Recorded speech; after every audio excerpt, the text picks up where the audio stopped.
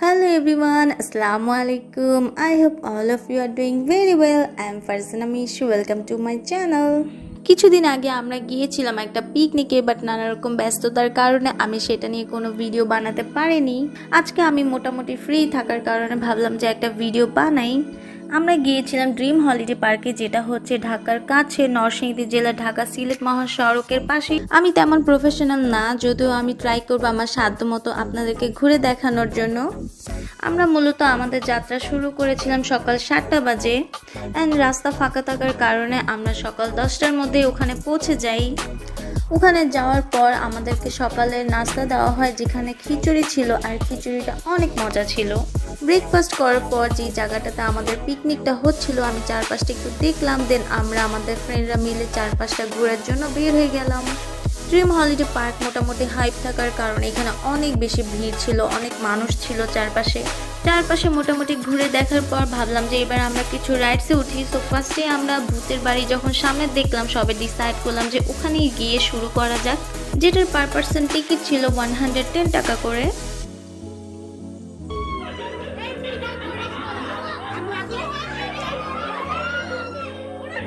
যখন আমরা এটার ভিতরে গেলাম সবাই খুব চিল্লাচ্ছিল। ফার্স্টে যখন আমরা এই ব্রিজটার উপরে গেলাম, আমি জানি না এটা আসলে বাঁকা হয় কিনা, বাট ওই টাইমে মনে হচ্ছিল যেন আমরা একদম বাঁকা হয়ে এখনই পড়ে যাব।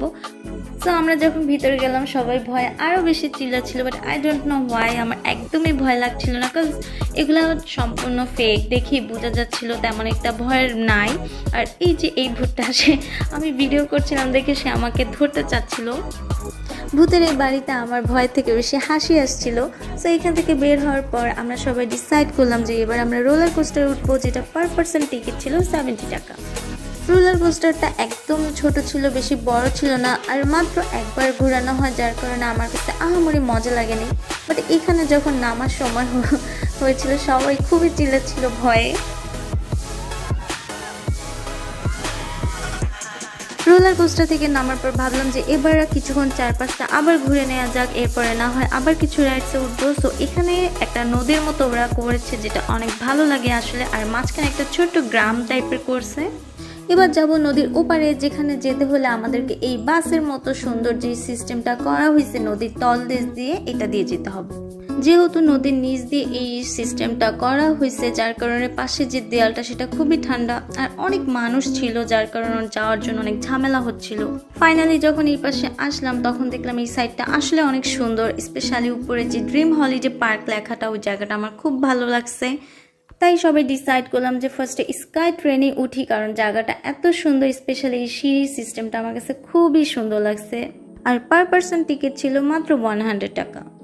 এই ড্রিম হলিডে পার্কের মধ্যে আমার কাছে এই জায়গাটা সবচাইতে বেস্ট লাগছে, বিকজ জায়গাটা অনেক সুন্দর, অনেক কিউট, আর স্পেশালি পানির যে স্রোতগুলো আসতেছিল ঝর্ণা টাইপের, অনেক ভালো লাগছে এটা।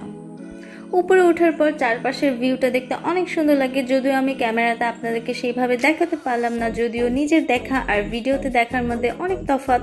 তারপরও দেখুন আমি আপনাদেরকে দেখাই একটু। আর স্পেশালি এই যে ড্রিম হলিডে পার্ক লেখাটা, এটা আমার কাছে একদম ঠিক হলিউডের মতো লাগে। তো যখন আমরা উপরে পৌঁছে গেলাম, তখন অলরেডি ট্রেন আমাদের ছেড়ে দিয়েছে, যার জন্য আমরা ওয়েট করছিলাম পরের ট্রেনে ওঠার জন্য। ওনাদের এই স্কাই ট্রেনের ডিজাইনটা একদম হুবহু পদ্মা সেতুর মতন। তো এই তো এবার আমরা সবাই উঠে পড়েছি ট্রেনে। চারপাশের ভিউটা এত সুন্দর লাগে উপর থেকে দেখতে, দেখুন সম্পূর্ণটা দেখা যায় এখান থেকে। অনেক স্পিড বোর্ডে উঠে এখানে ঘুরছিল, যদিও আমার অনেক ভয় লাগে স্পিড বোর্ডে উঠতে, যার কারণে আমি উঠিনি, কিন্তু এখান থেকে অনেকটা সুন্দর দেখা যাচ্ছিল ভিউটা। রোলার কোস্টারের তুলনায় আমার কাছে মনে হয়েছে স্কাই ট্রেনটা ফার বেটার, বিকজ এখান থেকে আমি সম্পূর্ণ চারপাশের ভিউটা সুন্দর মতো দেখতে পাচ্ছিলাম। ওখান থেকে নেমে আমরা কেউ কেউ স্টারশিপ আর কেউ কেউ আইসক্রিম খাচ্ছিলাম, আর দেখুন এখানে এত সুন্দর পদ্ম ফুল ফুটছে। সো এই পার থেকে এখন আমরা চলে যাব আবারও ওই পারে। আর দেখুন এই কারটা কত সুন্দর, আমার কাছে কারটা এত ভালো লাগছে। এটা ছিল মূলত চাইল্ড জোন। এরপর আমরা উঠেছিলাম বাম্পার্স কারে। বাম্পার্স কার আমার এত ফেভারিট, আমি যেখানে যাই সেখানে যদি এই বাম্পার্স কার থেকে আমি অবশ্যই উঠি। ইভেন এখানেও আমরা প্রায় 3বার উঠছিলাম। পার পার্সন টিকিট সম্ভবত 110 টাকা ছিল, আমার এক্স্যাক্টলি খেয়াল নেই।